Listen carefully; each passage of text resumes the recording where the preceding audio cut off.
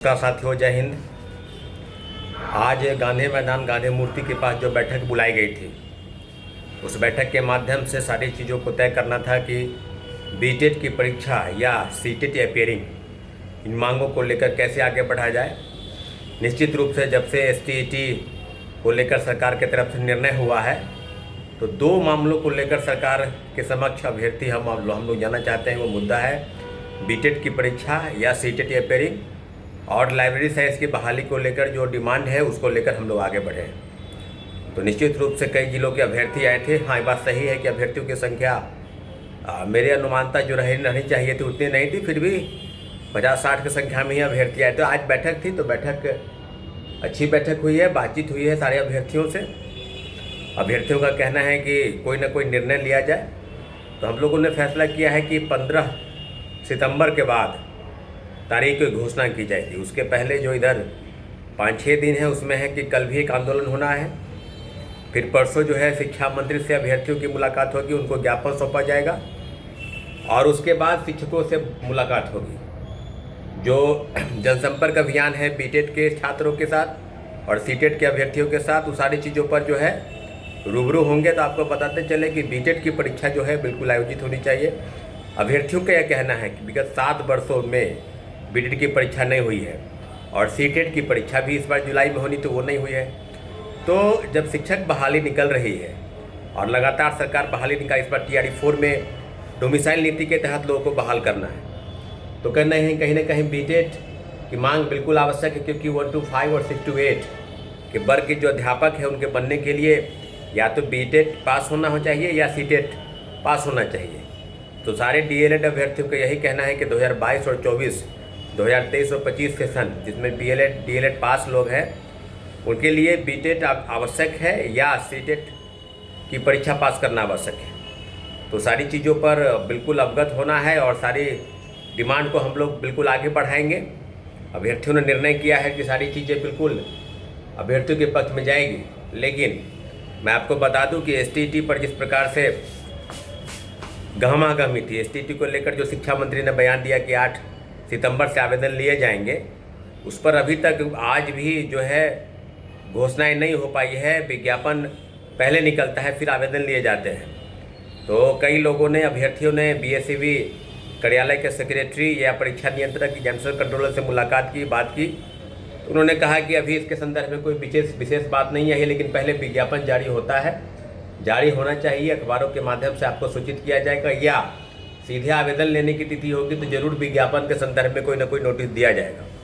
तो देखने वाली बात होगी। कल तक हम लोग इंतजार करेंगे, फिर एसटीईटी के मामलों को लेकर कोई भी चीज़ें जो है उसको संदर्भ में हम आगे बातों को बढ़ाएंगे।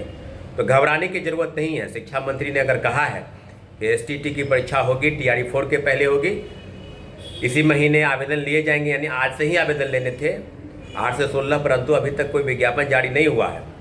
तो इस संदर्भ में जरूर कोई ना कोई हलचल होगी, बातचीत हुई होगी कि कब से लेना है। और जो BSEB के चेयरमैन हैं, उन्होंने भी कहा कि हम लोग को नोटिस आया है, परीक्षाएं जो है नियत समय पर, यानी नवंबर महीने में परीक्षाएं जो है, रिजल्ट जो है अक्टूबर महीने में परीक्षाएं होगी और नवंबर में रिजल्ट निकलेगा। और TRE 4 की परीक्षा जो है दिसंबर महीने में ली जाएगी, ऐसा सरकार का कहना है। लेकिन मुझे नहीं लगता है कि TRE 4 की परीक्षा दिसंबर में होगी या जनवरी या फरवरी महीने में आयोजित होगी, पूरा ऐसा अनुमान है।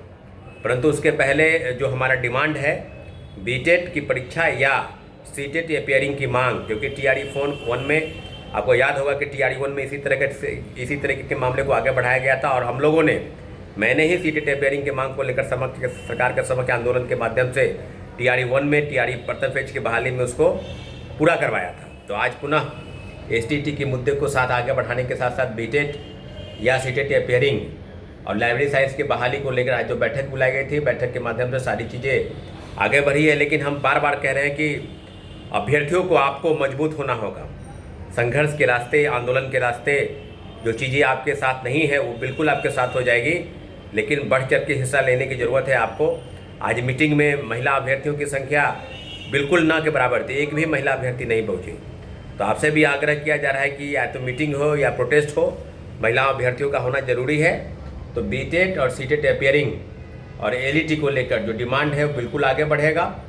और एसटीटी को लेकर सरकार की तरफ से अभी तक विज्ञापन जारी नहीं हुआ है, आवेदन कब से लिए जाएंगे कोई क्लियर मैसेज अभी तक नहीं मिला है। तो कल तक इंतज़ार करना है, उसके बाद फिर मामले को आगे बढ़ाया जाएगा। साथियों, कहीं से घबराने की ज़रूरत नहीं है। जब आंदोलन होता है, जब चीज़ें बदली जाती है तो उसको बदलने में थोड़ा वक्त ज़रूर होता है। आपने देखा होगा कि जिस प्रकार से सरकार ने एसटीटी के लिए अलग से रणनीति बनाकर बातचीत चल रही थी कि हमारे पास 4 लाख अभ्यर्थी 3 लाख अभ्यर्थी ऑलरेडी पास है, फिर एकाएक शिक्षा मंत्री ने सुर बदला। तो मुझे लगता है कि शिक्षा मंत्री के दिए बयान और 8 तारीख से लिए जाने वाले आवेदन को लेकर VVSEB में हलचल जरूर होगी। पहले विज्ञापन निकलेगा, फिर आवेदन लिए जाएंगे।